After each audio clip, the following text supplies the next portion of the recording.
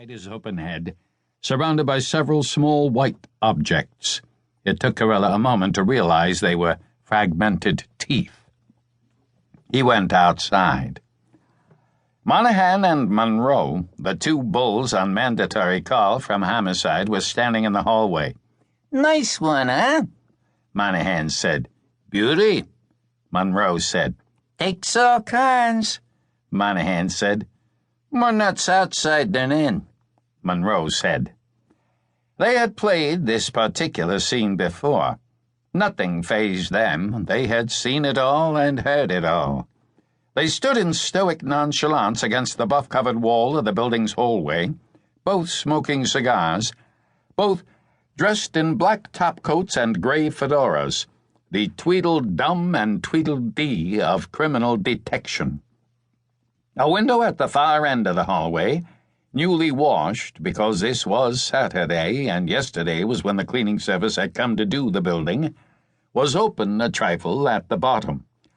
A brisk October breeze swept the corridor, fresh and clean and reeking of life. Beyond the window, the early morning sun limned the city's towers. A haze hung in the distant sky. "Think the guy went berserk?" Monroe asked Carella. "Sure," Monahan said. "Plucked his wife and then went into the bedroom to give himself the coup d'etat." "De gras," Monroe corrected. "Sure," Monahan said and shrugged. Carella said nothing.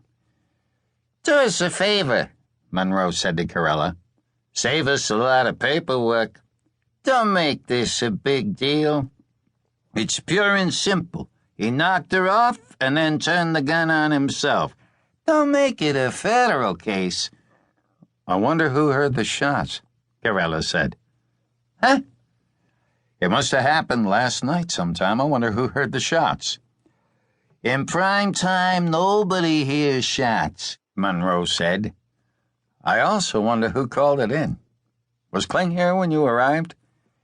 "The blonde cop?" "Yes." "He was here," Monroe said.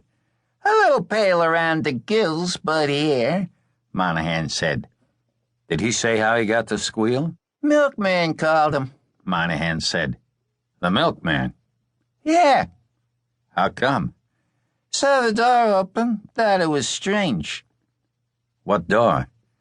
"To the kitchen, the service entrance." "It was open." "Wide open." "What time was this?" "I don't know. An hour or so ago." Monahan looked at his watch.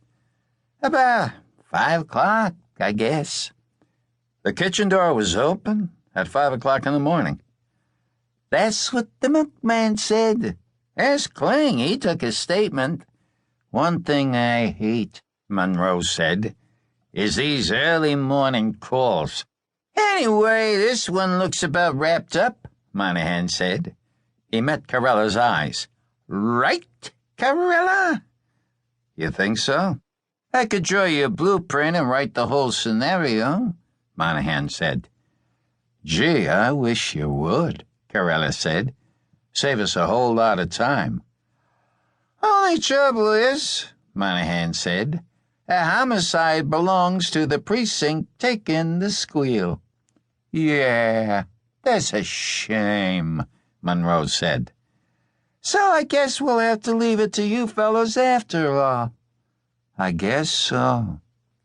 Monroe took a handkerchief, blew his nose, put the handkerchief back into his pocket, and then said, "Carella, let's close it out as soon as possible, huh?"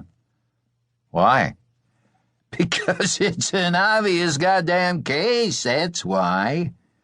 "Except for the door being wide open at 5 in the morning. "A technicality," Monroe said.